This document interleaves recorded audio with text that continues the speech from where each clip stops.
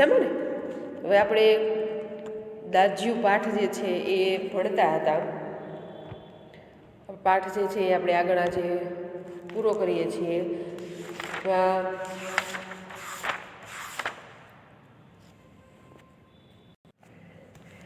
ગયા લેક્ચરની અંદર ચેપ્ટર છે એનું નામ લખાઈ ગયું હતું, એમાં તમે વિડીયોમાં જોયું હશે કે ચેપ્ટર 15 છે દાજ્યું.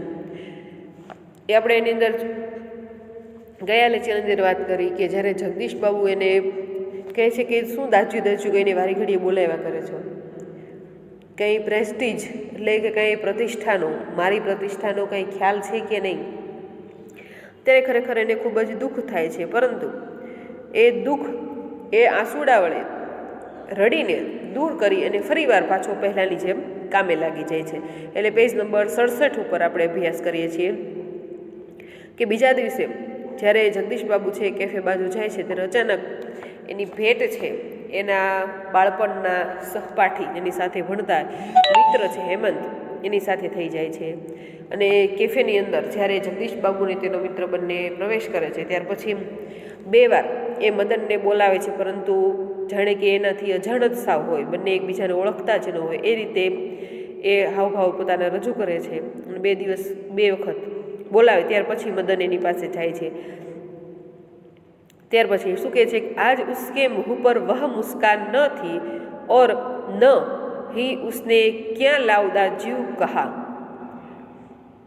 કે પેલા જેમ એ ખુશખુશાલ થઈ ગયો તો જાણે કે પોતાનું સ્વજન મળી ગયું હોય તેમ, પરંતુ હવે ખરેખર એ એના મુખ ઉપર જે મુસ્કાન, ખુશી દેખાતી હતી તે નહોતી દેખાતી.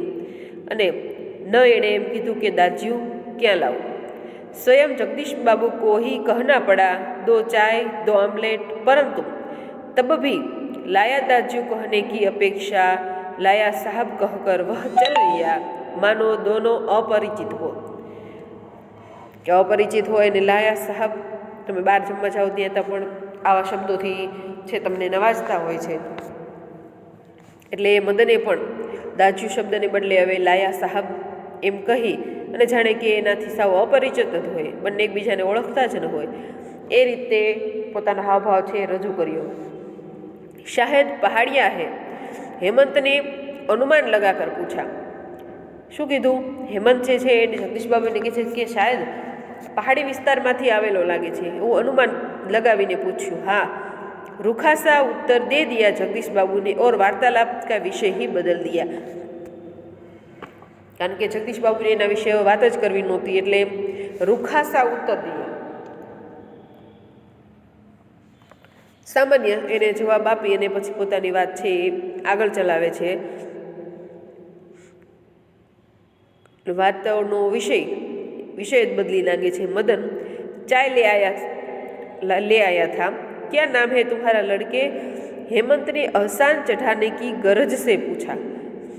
एहसान चढ़ाने की गरज, ઘણા વ્યક્તિઓ આ લોકોને મજાક પણ ઉડાડતા હોય, એટલે કે જાણે કે એની ઉપર એહસાન કરતો હોય એવી રીતના એને પૂછે છે. कुछ क्षणों के लिए टेबल पर गंभीर मौन छा गया. કારણ કે જગદીશ બાબુને નામની ખબર હતી, એની પરિચય પણ હતો, એટલે કે છે થોડાક સમય માટે તો ટેબલ ઉપર એકદમ સન્નાટા, એકદમ નીરવ શાંતિ છવાઈ ગઈ.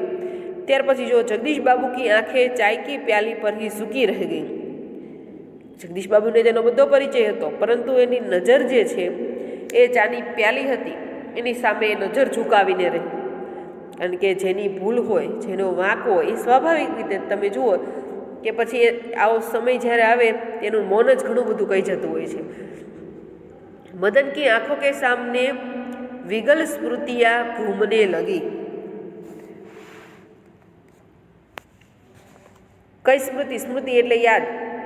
કઈ યાદ એની નજર સામે છે તરવા લાગી કે જગદીશ બાબુની સાથે જે એનો પરિચય થયો હતો, બંને એકબીજાની સાથે જેવી રીતના રહેતા હતા એ બધું જ એની આજુબાજુ છે વાતાવરણ છે એને યાદ આવ્યા લાગ્યું. जगदीश बाबू का एक दिन ऐसे ही नाम पूछना, फिर दाजू आपने तो कल थोड़ा ही खाया और एक दिन किसी की प्रेस्टीज का ख्याल नहीं रखता तुम्हें. આ બધી યાદો છે એને તાજી થઈ ગઈ. ક્યારે? જ્યારે હેમંતે એને પૂછ્યું કે તારું નામ શું છે ત્યારે. કે આવી જ રીતના મને પણ જગદીશ બાબુ એકવાર પૂછ્યું હતું, એટલે ખરેખર દાજિયા ઉપર ડામ દીધો એવું એને થયું. जगदीश बाबू ने आंख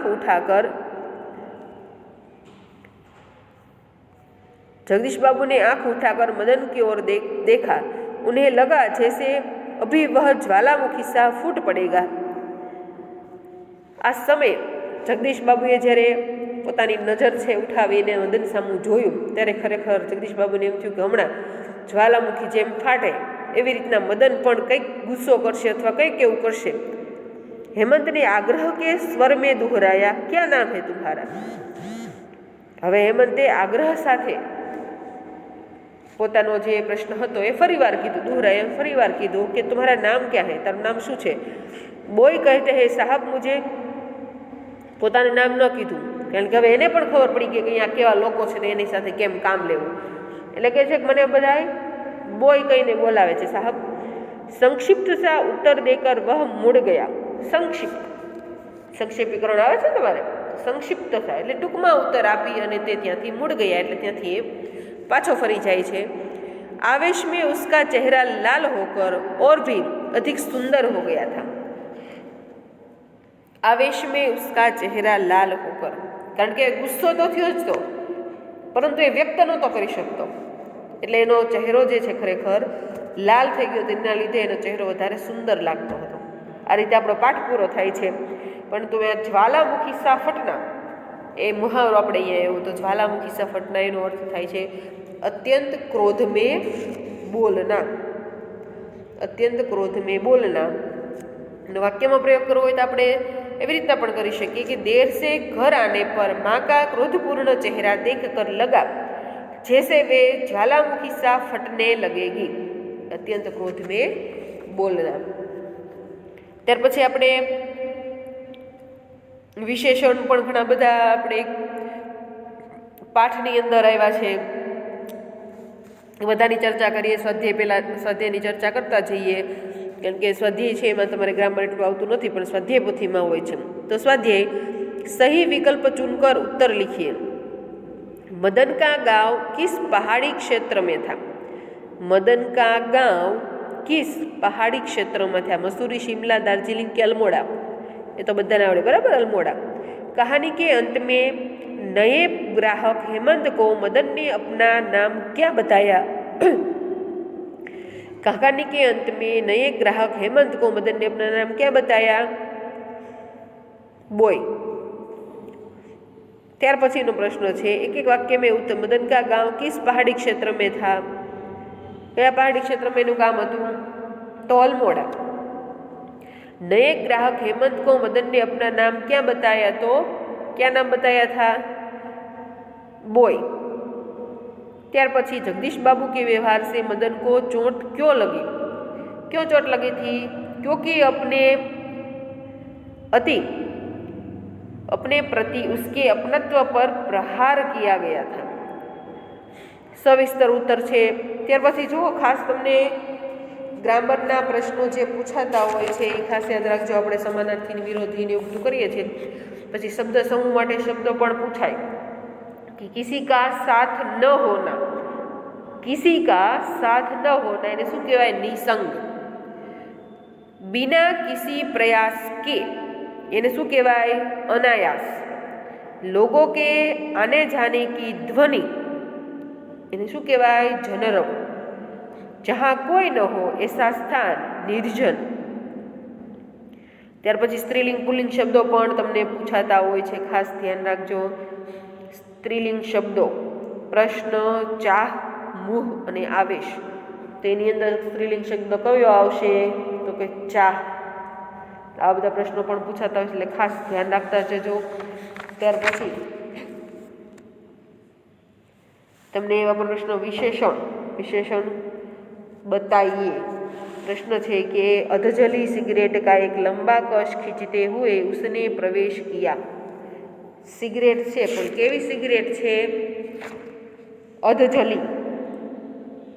એટલે અધજલી શબ્દ છે એ શું કહેવાય? એને વિશેષણ કહેવાય. ત્યાર પછી છે મનુષ્ય की भावनाएं बड़ी विचित्र होती है. मनुष्य की भावनाएं बड़ी विचित्र होती है.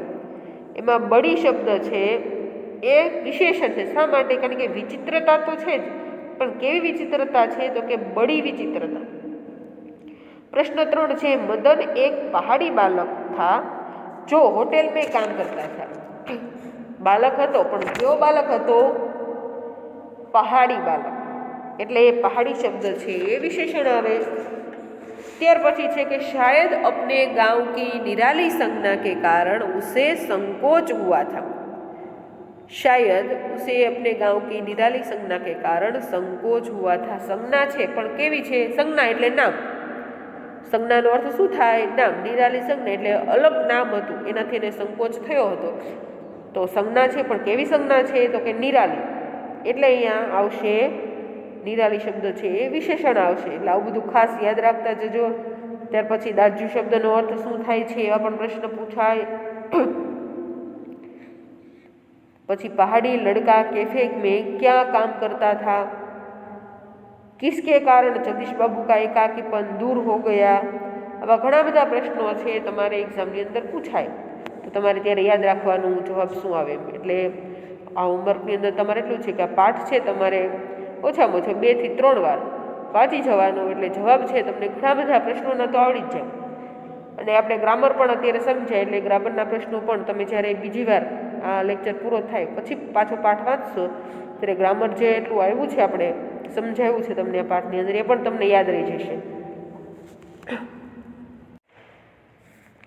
ત્યાર પછી 16મો પાઠ જે છે ભારતીય સંસ્કૃતિ મેં ગુરુ શિષ્ય સંબંધ, એ પણનો થોડોક પરિચય આપણે આજે લઈ લેવાનો છે, કારણ કે એ આપણે અભ્યાસક્રમમાં છે. ભારતીય સંસ્કૃતિ મેં ગુરુ શિષ્ય સંબંધ. આનંદ શંકર માધવન છે એ એના લેખક છે. આનંદ શંકર માધવન. આમ તો પાઠનું નામ જોતાં જ તમને ખ્યાલ આવી જાય કે આપણે ભારતીય સંસ્કૃતિ છે એટલે જે હતી અને આજે છે એ બંનેની વાત છે. અહીંયા જે આપણા પુરાણોમાં, ત્યાર પછી વેદોની અંદર, આપણા જે ધાર્મિક ગ્રંથો છે એમાં જે ગુરુ અને શિષ્ય પરંપરા જોવા મળે છે, જે આજે પણ ઘણા બધા અંશે જીવિત છે, એવી પરંપરાની વાતો છે આપણે અહીંયા જોવાની છે. તો આમાં ઘણા બધા ઉદાહરણો આવશે. વિવેકાનંદનું ઉદાહરણ આવશે, ત્યાર પછી ગાંધીજીનું. ઘણા બધા ઉદાહરણો દ્વારા તમને સમજાવેલું છે કે ખરેખર ગુરુ અને શિષ્યનો સંબંધ છે એ કેવો હોવો જોઈએ. એ બધી વાતો આપણે આ પાઠની અંદર કરવાની છે.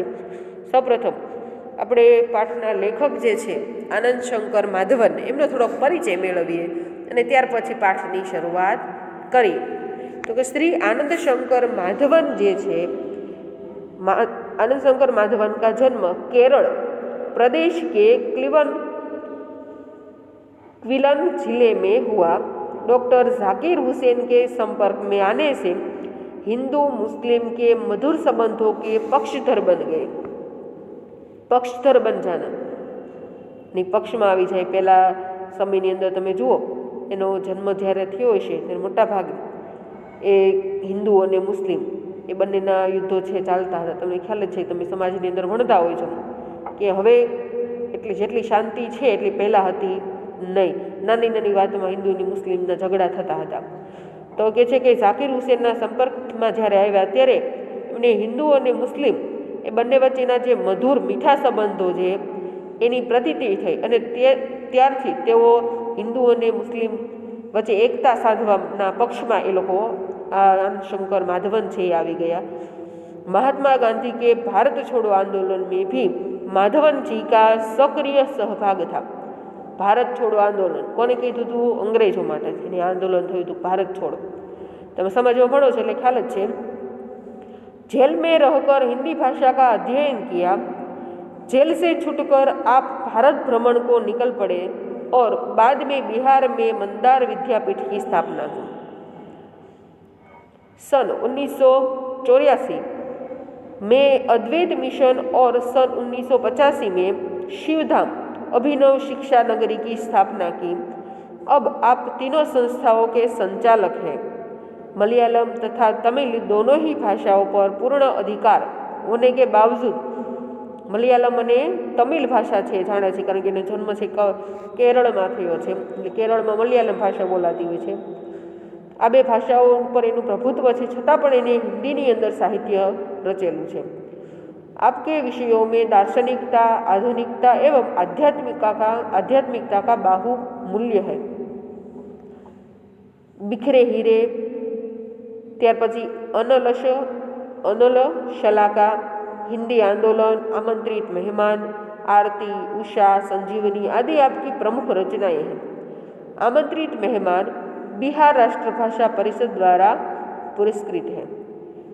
હવે આપણે આ પાઠની અંદર શું ભણવાનું છે, થોડી ચર્ચા થઈ ગઈ, થોડી વધારે ચર્ચા કરી લઈએ કારણ કે તમને ખ્યાલ આવી जाए।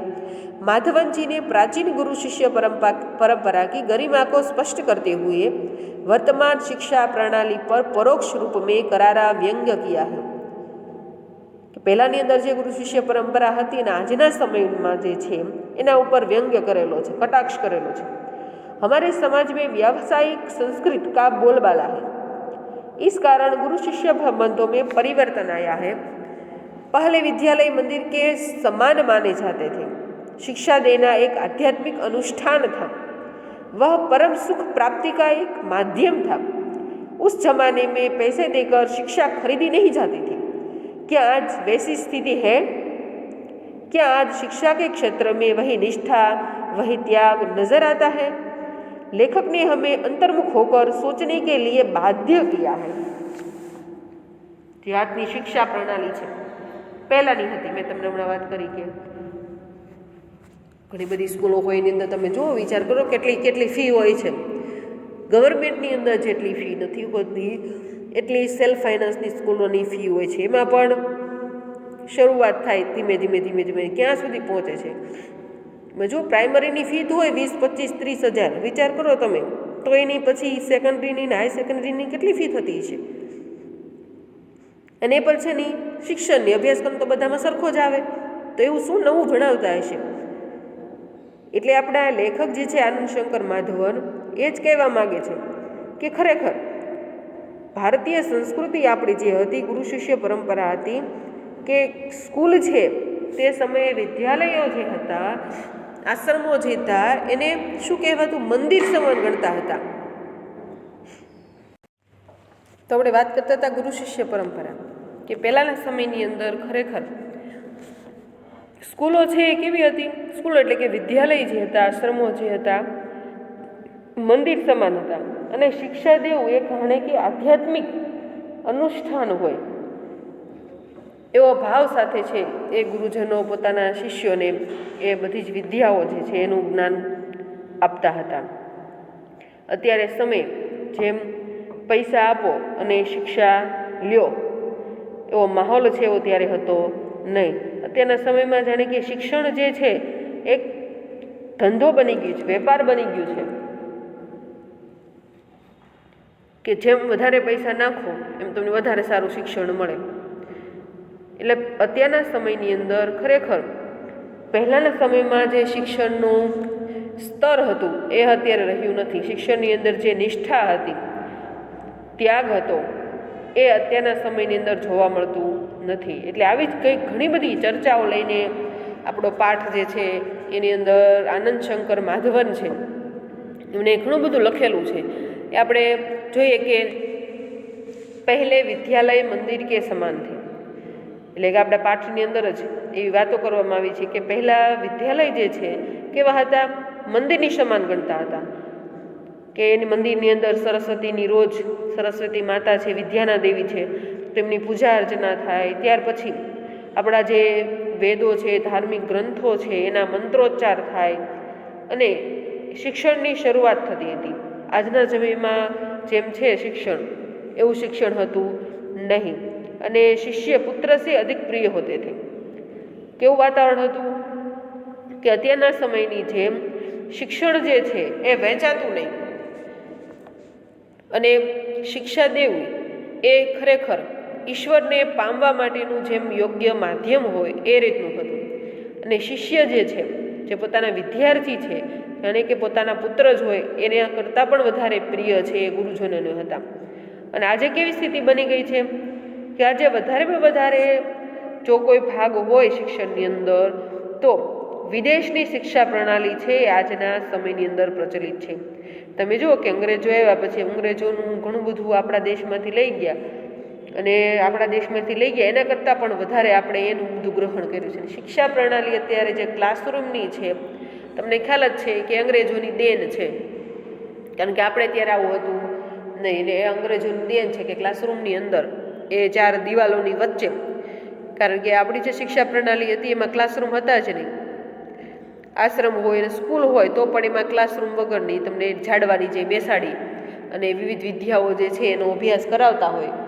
એ પછી અંગ્રેજી વિદ્યા હોય કે સંસ્કૃત હોય કે કોઈ પણ વિદ્યા હોય એનો અભ્યાસ કરાવતો એવું વાતાવરણ આખું હતું. અને વધારે છે એ મુખપાઠ દ્વારા વિદ્યાર્થીઓને છે અભ્યાસ કરાવાતો હતો. એટલે આવી બધી પ્રણાલીઓ જે છે એ પહેલાં પ્રચલિત હતી, પરંતુ ધીમે ધીમે પાશ્ચાત્ય સંસ્કૃતિનો આપણે જેમ જેમ ઉપયોગ કરતા ગયા એમ આપણી સંસ્કૃતિ જે છે એ ભૂલાતી ગઈ અને શિક્ષકો એ વેતનભોગી થઈ ગયા અને શિષ્ય જે છે એ શુલ્ક દેકર વિદ્યા પ્રાપ્ત, શુલ્ક એટલે પૈસા દઈને એને વિદ્યા છે એ પ્રાપ્ત કરવી પડે છે. શિક્ષકો વેતનભોગી થઈ ગયા કારણ કે પગાર. પરંતુ પહેલાંના સમયમાં શું હતું કે જે ગુરુજનો હતા, જે શિષ્યો હતા, એ મોટા ભાગે. આ પાઠ આપણે અહીંયા પૂર્ણ કરીએ છીએ અને આ લેક્ચર પણ પૂર્ણ કરીએ છીએ. આવતા લેક્ચરની અંદર મળશું ત્યારે પાઠ છે એ પહેલેથી શરૂ કરીશું. પહેલો પેરેગ્રાફ છે ત્યાંથી એની અંદર આમ તો તમને ખ્યાલ પડી જ ગયો છે કે ખરેખર પાઠની અંદર શું ભણવાનું છે. તો આવતા લેક્ચરની અંદર આ પાઠની અંદર આવતું ગ્રામર છે અને પાઠની અંદર જે ટોપિક છે બધાની વિગતે ચર્ચા કરશું.